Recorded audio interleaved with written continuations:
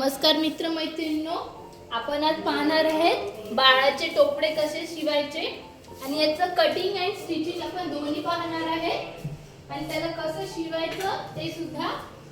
सगळ्यात आधी आपण आता त्याची माप कसं घ्यायची ते पाहू। आपल्याला बाळाचं पूर्ण या कानापासून त्या कानापर्यंत माप मोजून घ्यायचं। मी मोजलेलं माप आहे 13 इंच, तर मी 13 बाय 13 चे 2 चौकोन घेत आहे, हे तुम्ही पाहू शकता। त्याच्यानंतर इकडूनही 13 इंच माप घ्यायचं आणि पूर्ण याचा चौकोन तयार करायचा आणि हे दोन चौकोन कापून घ्यायचे। 13 इंच बाय 13 इंचचे आपण हे 2 चौकोन कापून घेतलेले आहेत, हे 2 लेयर आहेत आणि आता हे आपण कापून घेणार आहे।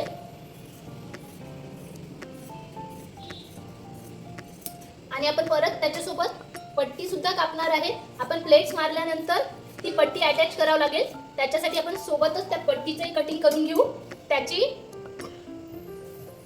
लांबी सुद्धा 13 इंच घ्यायची अशी। आणि याच्यानंतर हे इथे रुंदीला 3 इंच घ्यायचं। हे पुढून आपण पट्टी लावणार आहेत, हा फोल्ड असा घ्यायचा आणि बरोबर हे लांबीलाही 13 इंच घेतलेला आहे आणि ही पट्टी आपण कापून घेणार आहे।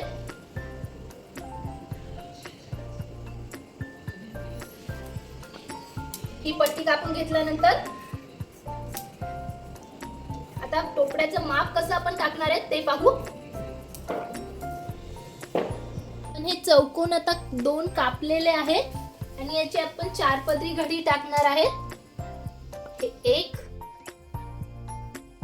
आणि त्याच्यानंतर हे 2 आणि बरोबर याची पॉइंट वर पॉइंट घडी ठेवायची 6.5 आणि हे पहा।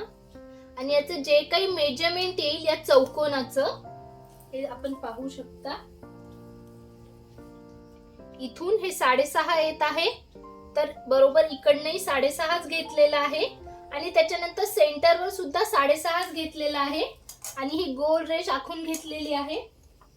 आणि हे झालेलं आहे आपलं ड्राफ्टिंग। आता आपण याचं कटिंग पाहू।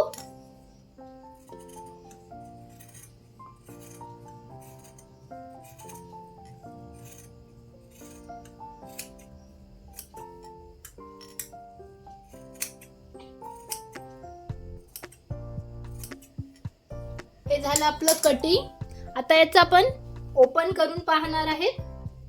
हे पहा, हे आपले 2 गोल तयार झालेले आहेत असे पूर्ण। आता याला शिवायचं कसं पाहू। आता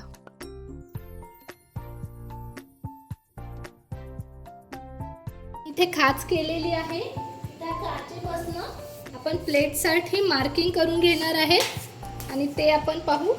आणि हे 2-2 इंचावर मार्किंग करायचं आहे। हे 2-2 इंचाची एक प्लेट घेऊ आपण, हे असं पाहू शकता। आणि जिथपर्यंत आपण प्लेट्स घेणार आहेत ते 13 इंच माप आलेलं पाहिजे, तर आपण हे प्लेट्स अर्ध्यापर्यंत घेऊन घेऊ आणि पाहू ते 13 येत आहे का।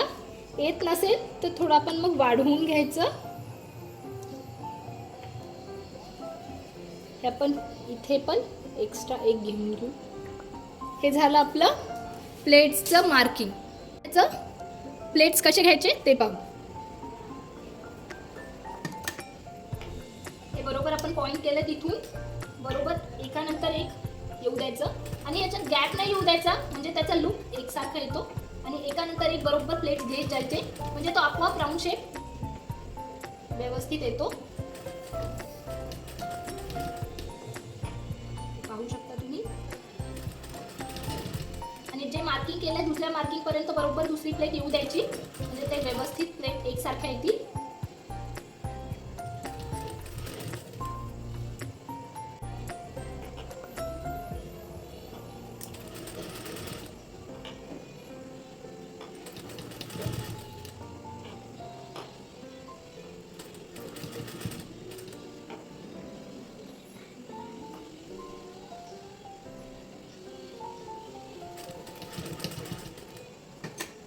पाहू शकता त्याचा राऊंड प्रॉपर हे होत आहे।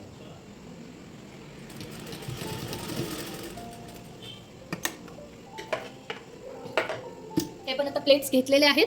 आता याचे हे राऊंड आपण इथून इथपर्यंत किती इंच येणार आहे आपण ते मेजरमेंट घेणार आहेत. हे पहा, आणि 13 जिथे येईल तिथे आपण हे करायचं आहे. तर हे कमी होत आहे तर आपण याला प्लेट्स ॲड करून घेऊ.